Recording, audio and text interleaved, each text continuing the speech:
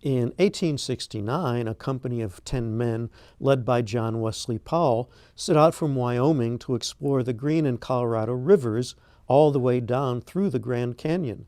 The Powell Geographic Expedition is the basis for Men on Boats by Jacqueline Backus, who sets out very specific casting requirements in the printed script. The characters in Men on Boats, she writes, were historically cisgender white males.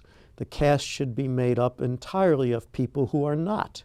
I'm talking about racially diverse actors who are female-identifying, trans-identifying, gender-fluid, and or non-gender conforming. The insistence on non-traditional casting is reminiscent of what Lin-Manuel Miranda did in Hamilton, which premiered a few months after Men on Boats. Backus and Miranda both redressed the gender inequalities of conventional role distribution, but the advantages of non-traditional casting are not just for the actors.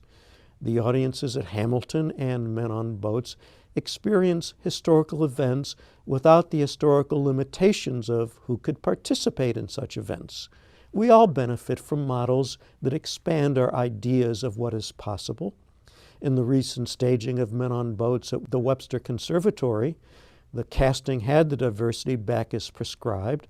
The women in the cast did not pretend to be men from the 19th century. Instead, they created a bistable image, as in the famous drawing that can be a duck or a rabbit depending on how you look at it. The performers could be perceived as both historical figures and contemporary women who have as much right as anyone to be in an adventure. But I need to stop being so serious. Men on Boats was fun to watch at Webster, thanks to the staging by director Caitlin McIntyre and movement director Jamie McKittrick. A river did not quite run through the Emerson Studio Theater, but the actors did spend a lot of time in the water, surrounded by representations of the hulls of the 4 boats in the expedition. Awareness of the water informed the movement at all times, and much of the movement was dazzling, as when a boat became trapped in an eddy, when a man went overboard, and when the boat shot the rapids. As the dangers facing the company grew, the tone of the production darkened appropriately.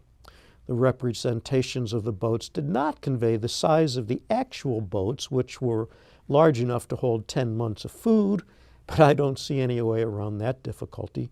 Powell's strength as a leader was captured admirably by Delaney Piggins.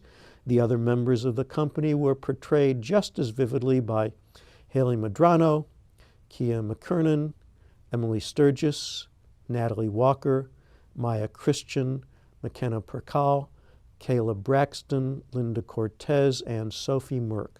The production featured strong work in Hunter Johnson's original music, Star Turner's scenic design, Kayla Page's costumes, Aria Grovino's lighting, Sasha Gonzalez's sound, and Brianne Finberg's wigs and makeup. Everyone connected with this production should be very proud of their work. Yeah, a very interesting piece. And as you said, they didn't push it looking masculine as they were doing it. They weren't overly feminine, certainly, but I liked the way they played it. I thought it was very appropriate. Yeah.